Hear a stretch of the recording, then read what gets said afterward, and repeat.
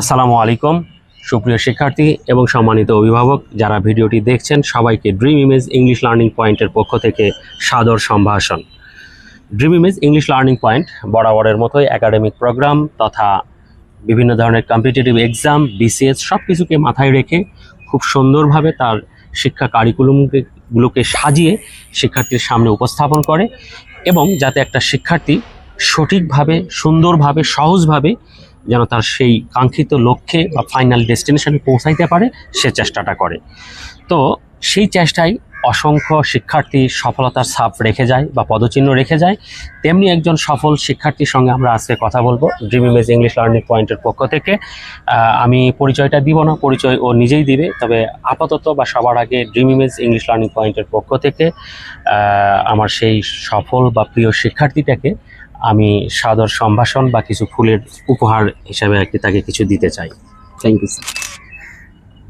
তো আজকে যাই হোক আমার সেই প্রিয় শিক্ষার্থীর সঙ্গে আসলে আমি একটু বলি, সেটা হচ্ছে যে শিক্ষার্থী আসলে অনেক থাকে, সবাই লেখাপড়া করে তার তার নিজস্ব দায়িত্ব বা কাজ বুঝে চলে যায়, কিন্তু আসলে সব শিক্ষার্থী তার গুরুকে সব সময় শিক্ষককে সেরকমভাবে মান্য করবে এরকম থাকে না, এরকমভাবে শিডিউল পাওয়া সম্ভব হয় না।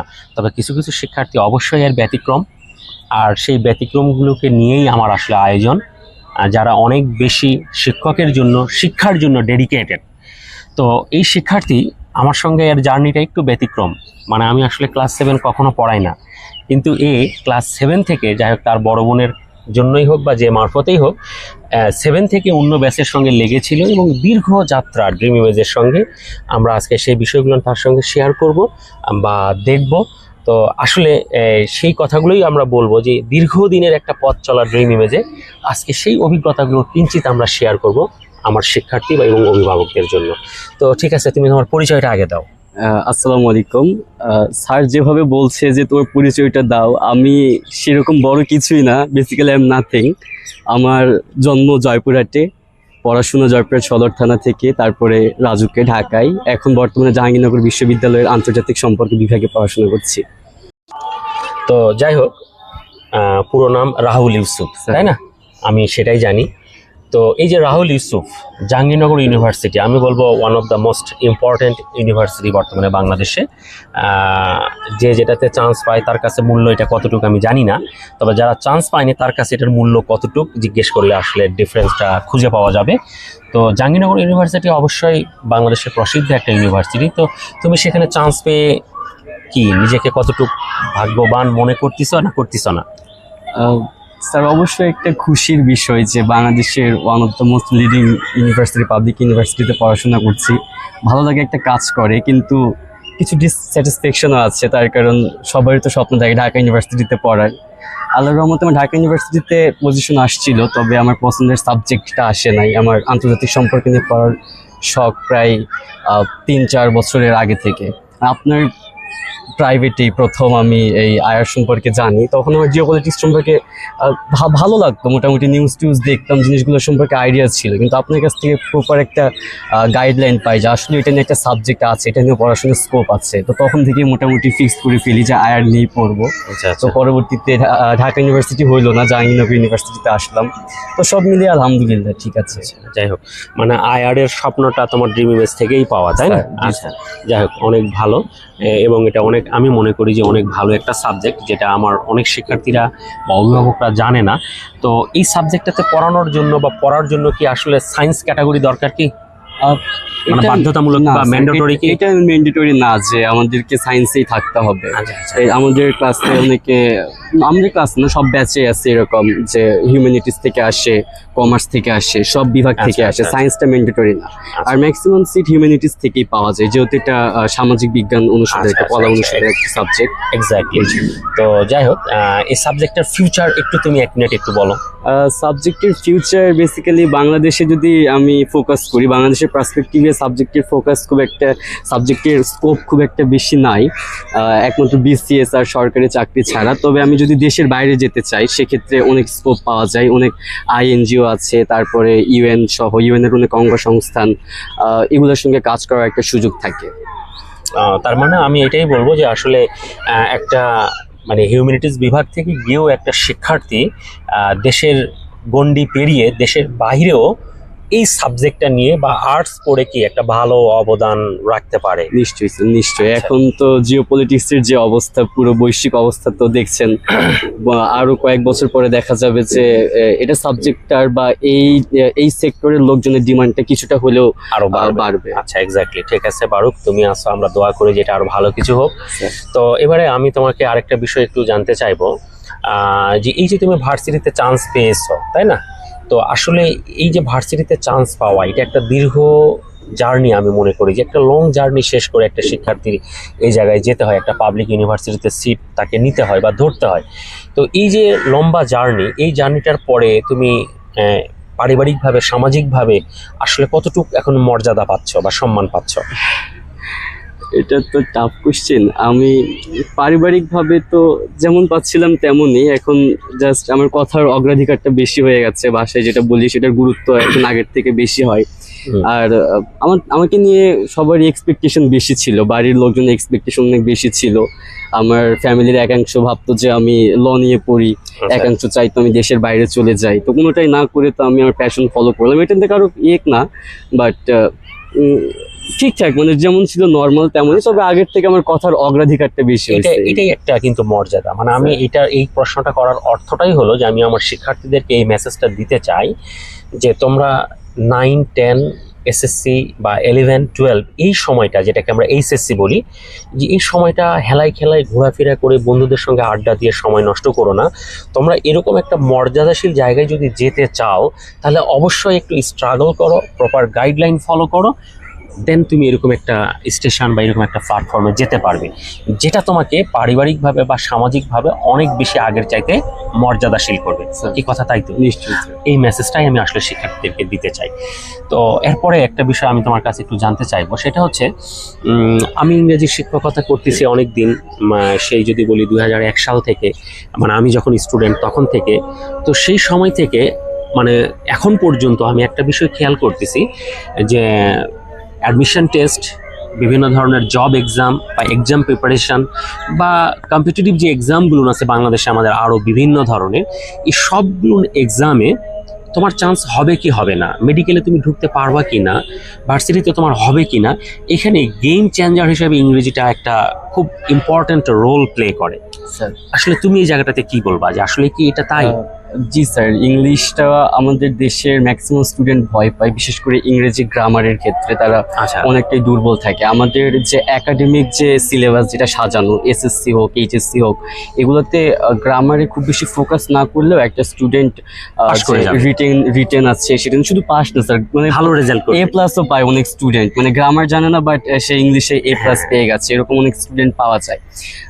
এতে করে হয় কি, স্টুডেন্টের গ্রামারের প্রতি যে একটা সে ভালো লাগা বা গ্রামারের যে একটা ধারণা, বেসিক যে জিনিস গুলো জানতে হয়, এই জিনিসগুলো সম্পর্কে অনেক গ্যাপ হয়ে যায়। লাস্টে গিয়ে ইভেন এইচএসসিতেও মানে অনেকে শুরু করে, কিন্তু কলেজের পড়াশোনা এগুলোর কারণে হয়ে ওঠে না। বিশেষ করে যারা সায়েন্সে থাকে তাদের তো ইংলিশে সময় দেওয়ার তো সময় থাকে না, সময় দিতেই পারে না সেভাবে। তো এটা যদি শুরু থেকে ক্লাস 7, 8, 9 এই সময়গুলো থেকে যদি আস্তে আস্তে যদি বেসিকটা ডেভেলপ করা যায়, পরবর্তীতে এই ভয়টা আর থাকে না, ভয়টা ইজিলি কেটে যায়। পরবর্তীতে আমি অ্যাডমিশনের সিলেবাস দেখি বা যেটাই দেখি না কেন, দেখা যায় যে আমার ম্যাক্সিমামই জানা থাকে বা কিছুটা প্র্যাকটিস করলে হয়ে যায়। তো এই বিষয়টা তো সুতরাং ভয় না পেয়ে যদি শুরু থেকে আগে থেকে করে, তাহলে অবশ্যই গেম চেঞ্জার হিসেবেই কাজ করবে, তাই না? এক্স্যাক্টলি তাই। আচ্ছা, ঠিক আছে, এখন আমি একটু বলবো যে এই যে ইংরেজি একটা আসলে গেম চেঞ্জার, এই গেম চেঞ্জার হিসাবে তোমার যেরকম ইম্পর্ট্যান্ট হচ্ছে ইংলিশ, ঠিক এই গেম চেঞ্জারের মানে গেমটাকে খেলানোর জন্য ড্রিম ইমেজ কতটুকু কাজ করতেছে তোমার মনে হয়? ড্রিম ইমেজের স্ট্র্যাটেজি তো সব সায়েন্টিফিক, আপনার সব স্ট্র্যাটেজি আমার ভালো লাগে। বিশেষ করে আপনার যে ডায়েরি করা রিয়েক্ট, আমি এখনো ডায়েরি করি। আপনার কাছে রেগুলার পড়া হয় না, প্রায় 3-4 বছর হয়ে গেছে আপনার কাছে রেগুলার আসা হয় না, কিন্তু আমি এখনো ডায়েরি করি। পড়তে বসলে একটা মনের মধ্যে আসে যে কি পড়বো, কতক্ষণ পড়বো। আমি যখন ডায়েরিটা করে রাখি, পরে গিয়ে আমার কাছে একটা সেই ডেটা থাকে স্যার, আমার কাছে একটা ডেটা থাকে যে আমি দেখতে পারি যে আমার এই সাবজেক্টটা বা এই কোর্সটা মোটামুটি ডেভেলপ হয়ে গেছে, কোন কোর্সের সময় কম দিচ্ছি, কতটুকু পড়তেছি, কোন সময়টা আমার ওয়েস্ট হয়ে গেল, এই জিনিসগুলো আমি ইজিলি আইডেন্টিফাই করতে পারি। আমি এখনো চেষ্টা করি ডায়েরি করতে। ডায়েরি জিনিসটা তো আপনার সেই অনেক ইফেক্টিভ। তারপরে আপনার যে পরীক্ষার সিস্টেম, পরীক্ষাটা তো আপনি অনেক সায়েন্টিফিকভাবেই নেন। সায়েন্টিফিকভাবে বলতে যে কোয়েশ্চেন যেটা সাজান, কোয়েশ্চেন প্যাটার্ন সহ, বিশেষ করে যে ফ্রি হ্যান্ড রাইটিংয়ের যে পার্টটাই, ফ্রি হ্যান্ড রাইটিং আমার মনে হয় না যে অ্যাডমিশনের আগে কোনো স্টুডেন্ট এভাবে ফ্রি হ্যান্ড রাইটিং লেখার চর্চা করে। এসএসসি এইচএসসি যেসব টিচারের কাছে পড়ে সবাই ওই প্যারাগ্রাফ মুখস্থ বা বই থেকে। 10টা প্যারাগ্রাফ দিল, 20টা প্যারাগ্রাফ দিল, এগুলো সাজেশনের মধ্যে পড়বে, এগুলোর মধ্যে একটা আসবে, কিন্তু ফ্রি হ্যান্ড রাইটিংয়ের চর্চাটা হয় না, যেটা আপনার ড্রিম ইমেজে থেকে আমি শুরু থেকে চর্চা করছি। ক্লাস 7-8 থেকে জিনিসটা গ্রো করার ক্ষেত্রে, গ্রো করার পরে আমার ইয়েকে গিয়ে অ্যাডমিশনে গিয়ে সেরকম বেগ পোহাতে হয় না, রাইটিংয়ে আমি কোনো টেনশনই করি না সেভাবে। মানে আমি বলবো যে ওই গেম চেঞ্জারের মধ্যে আরেকটা গেম খেলতেছে ড্রিম ইমেজ, যেটাকে আমি বলবো যে একটা স্টুডেন্টের বা একটা শিক্ষার্থীর অনেক বড় লাইফ সাপোর্ট হিসেবে কাজ করবে। এটাই তো, তাই না? আচ্ছা, যাক, অনেক ধন্যবাদ তোমাকে। আমি আমার সম্মানিত অভিভাবকদের এবং শিক্ষার্থীদের এই বিষয়টা জানাইতে চাই যে আসলে ইংরেজিকে অবহেলা নয়, গুরুত্ব দিন, সেটা আগে থেকেই। আরেকটা বিষয় আমি বলবো অভিভাবকদের বা শিক্ষার্থীদের জন্য, এখানে একটা মিস্টেক করে ফেলে শিক্ষার্থীরা ইদানিং দেখতেছি যে বিষয়টা, সেটা হচ্ছে যে শিক্ষার্থীকে ইংরেজিতে ডেভেলপ করানো মানে তারা স্পিকিংটাকে গুরুত্ব দিচ্ছে, শুধুমাত্র ভোকাবুলারিটাকে মুখস্থ করানোর জন্য অনেক বেশি একটা বাচ্চাকে প্রেশার ক্রিয়েট বা ফোকাস করা হচ্ছে। তো এই জায়গাটাতে আমি বলবো যে অ্যাডমিশন টেস্ট বা অ্যাডমিশন জার্নি বা জব এক্সাম বা কম্পিটিটিভ এক্সামগুলো আসলে এগুলো স্পিকিংকে মানে ফোকাস করে না। এই জায়গাগুলো থেকে একটা শিক্ষার্থীকে একটু বুঝতে হবে, হ্যাঁ, কেউ যদি ভালো পড়াশোনার পাশাপাশি গ্রামার জানার পাশাপাশি যদি স্পিকিংটা পারে, আমি বলবো হ্যাঁ সেটা শোনায় সোহাগা, খুব ভালো। কিন্তু এই না যে একটা বাচ্চাকে পিটায় মারায় এই যে ভোকাবুলারি ওয়ার্ড মিনিং মুখস্থ করায় তাকে অনেক দূর আগায় নেওয়া যাবে, আসলে এইটা কখনো হয় না। যেমন আমি বলবো যে এই জায়গাগুলো থেকে একটা শিক্ষার্থী অবশ্যই গ্রামারের বেসলাইন গাইডলাইনটা ফলো করে ইনশাল্লাহ 8 থেকে যদি সে এটাকে গ্রো করে, আশা করবো যে অ্যাডমিশন টেস্টে কোনো প্রবলেম থাকবে না। তুমি কি এটাতে একমত তো নাকি? জি স্যার, নিশ্চয়ই আগের থেকে অবশ্যই প্রিপারেশন থাকা উচিত, যে কোনো আচ্ছা, যুদ্ধের আগে প্রিপারেশন ছাড়া তো হবে না। এইটাই খুব ঠিক আছে, ভালো। এখন আরেকটা বিষয় আমি তোমার কাছে একটু জানতে চাইবো, তুমি নিজে অবশ্য বাইরে গেছো, এইচএসসি জয়পুরহাটে পড়নি, বাইরে গেছো, তো আসলে কি মানে প্রত্যেকটা শিক্ষার্থীর বা ভালো শিক্ষার্থীর বাইরে যাওয়াটা কি খুব বেশি ম্যান্ডেটরি? স্যার ম্যান্ডেটরি তো না, এটা তো মানুষের চয়েসের উপর ডিপেন্ড করে যে আমি কোথায় থাকবো। আর এটাকে জেনারেলাইজ করে আমি বলতেও পারি না যে যাওয়া উচিত আবার যাওয়া উচিত না, এটা এক একজনের পার্সপেক্টিভে এক এক রকম হতে পারে। যেমন ফাইন্যান্সিয়াল কন্ডিশনের ব্যাপার থাকে, তারপরে সে কতটা আত্মনিয়ন্ত্রণ করতে পারে, তার কারণ আমি জি স্যার, তার কারণ আমি দেখছি অনেক স্টুডেন্ট যায়, অনেক টিনেজ এজে অনেকে যায়, আগ্রহ নিয়ে যায়, কিন্তু আগ্রহ নিয়ে যাওয়ার পরে নিজেকে নিয়ন্ত্রণ করতে পারে না, নতুন নতুন বিভিন্ন কিছু দেখার পরে খারাপ ভালো ওগুলোর সঙ্গে হুক হয়ে যায়, পড়াশোনার প্রতি সেরকম আগ্রহ ধরে রাখতে পারে না। তো আমি বলবো যেসব স্টুডেন্ট মোটামুটি ফাইন্যান্সিয়াল কন্ডিশন স্টেবল আছে, যাওয়ার আগে তার অ্যাকোমোডেশনটা ঠিক করতে পারবে, তার কারণে অ্যাকোমোডেশন খুব জরুরি স্যার। আমি দেখছি আমার কয়েকটা ফ্রেন্ড আছে এরকম 2 বছরের মধ্যে 5 বার বাসা চেঞ্জ করছে। এখন আমি হিসাব করছি এটা লেখাপড়াতে একটা অনেক বড় একটা, জি স্যার, মানে হ্যাম্পার তৈরি করবে আমি মনে করি। একটা বাসা থেকে আরেকটা বাসায় চেঞ্জ করে আমার ওখানে স্যুট করতেই লাগবে 1 থেকে 1.5 মাস, পড়াশোনা খুব হ্যাম্পার করে। তো ফাইন্যান্সিয়াল কন্ডিশন, অ্যাকোমোডেশন, ফুড, এই সমস্ত কিছু যদি স্টেবল হয় আর যদি আত্মনিয়ন্ত্রণ থাকে একটা স্টুডেন্টের বা যদি তার কোনো রেস্ট্রিকশনের ব্যবস্থা থাকে। আমার আত্মনিয়ন্ত্রণ খুব একটা নাই, তবে আমি কলেজে রাজুকে ছিলাম, ওটার হোস্টেলে ছিলাম, হোস্টেল অনেক স্ট্রিক্ট ছিল, আমার জীবনের সবচেয়ে ভালো সময় হোস্টেলেই কাটছে, তার কারণ আমি এত রুটিন লাইফ কোথাও ফলো করি নাই কলেজে থাকা অবস্থায়। যদি কেউ যদি রুটিন লাইফে থাকতে পারে তাহলে তার জন্য বেটার।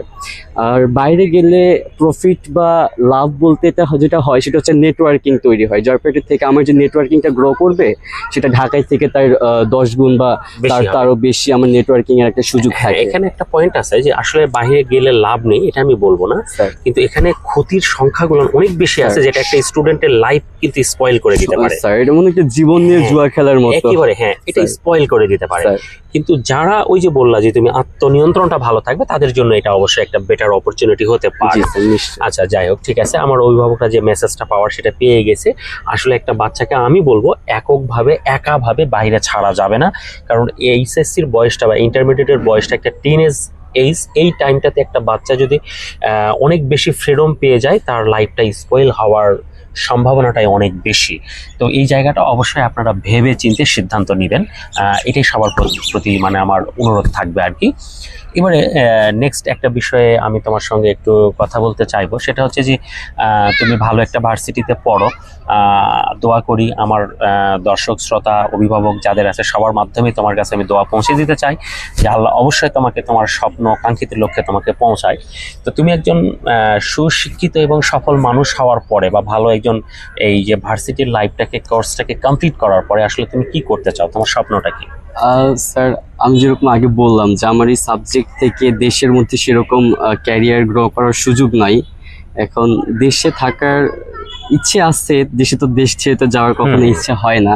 এখন দেশে থেকে যদি কিছু করতে হয় সেক্ষেত্রে বিসিএস বা অন্য কোনো দিকে যাওয়ার ইচ্ছে আছে, আর ফরেন ক্যাডার বা আদার্স যে সাইটগুলো আছে সেগুলোতে।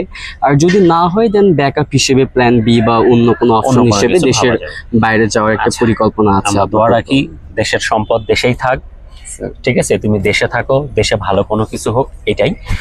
সর্বশেষ তোমার কাছে একটা প্রশ্ন আমি করব, সেটা হচ্ছে তুমি অনেক কিছুই বললে এর আগে, তারপরও সর্বশেষ ড্রিম ইমেজ তথা ইয়াসিন স্যার সম্পর্কে তুমি কিছু কি বলতে চাও কি?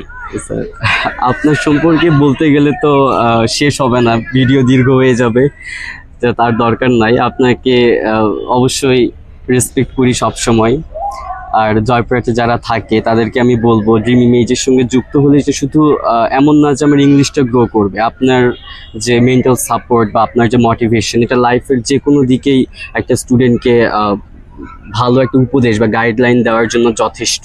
যেমন আমার ভালো লাগতো আয়ার বা আমার জিওপলিটিক্সগুলো ভালো লাগতো, কিন্তু আমার একটা ফরমেশন আপনার কাছ থেকে প্রথম জানতে পারি, এরকম অনেক বিষয় আছে। আর কি বলবো স্যার, আপনি আগে ইয়ে করতেন, সেই গার্ডিয়ানদের সঙ্গে আপনার আগে খুব ভালো আন্ডারস্ট্যান্ডিং ছিল, এখন কতটা আন্ডারস্ট্যান্ডিং আছে আমি জানি না। এখন অভিভাবকদের সঙ্গে নিয়মিত গার্ডিয়ানদের সঙ্গে কথা হয়? স্যার আলহামদুলিল্লাহ, তাহলে আমি তো আপনার সঙ্গে সেরকম কানেক্টেড না ৩-৪ বছর ধরে। আপনার স্টুডেন্ট সংখ্যা আগের থেকে অনেক বেশি হয়েছে। এখন যদি গার্ডিয়ানদের সঙ্গে আপনার যদি একটা ভালো থাকে, তাহলে একটা স্টুডেন্টের উপরে হয় কি তার বাসা থেকে একটা আলাদা এক ধরনের মানসিক স্পৃহা কাজ করে পড়াশোনা করার জন্য। যখন দেখে যে আমার টিচার আমার ফ্যামিলির সঙ্গে কানেক্টেড, আমি খারাপ করলে আমার ফ্যামিলি জানছে, ভালো করলে আমার ফ্যামিলি জানছে, ওই সময় স্টুডেন্টটা মন থেকে মোটিভেটেড ফিল করে। তো আমি এটাই চাই, আপনি গার্ডিয়ানদের সঙ্গে কানেক্টেড থাকেন। আর ড্রিম ইমেজ যেমনভাবে চলছে এভাবে চলুক, জয়পুরহাটের স্টুডেন্টদেরকে ইংলিশে আরও বেশি মাহির করুক, এতটুকুই চাওয়া। ঠিক আছে, অনেক অনেক তোমাকে ধন্যবাদ। আজকে অনেক কষ্ট করে সময় করে আমাদের সঙ্গে তুমি সময় দিয়েছো, এই জন্য অনেক ধন্যবাদ। আমি চাই এরকম হাজারো রাহুল ইউসুফ তৈরি হোক জয়পুরহাট থেকে, একটা দুইটা না, তারা বাংলাদেশের আনাচে কানাচে বিভিন্ন জায়গায় মেডিকেল, বুয়েট, রুয়েট, কুয়েট, ডুয়েট বা আদার্স অন্যান্য যে পাবলিক ইউনিভার্সিটিগুলো আছে, সকল জায়গায় এরকম রাহুল ইউসুফের মতন স্টুডেন্ট ড্রিম ইমেজ থেকে তৈরি হয়ে ছড়ায়ে পড়ুক, এই দোয়া এবং প্রত্যাশা ব্যক্ত করে আজকের মতো শেষ করছি। আল্লাহ হাফেজ।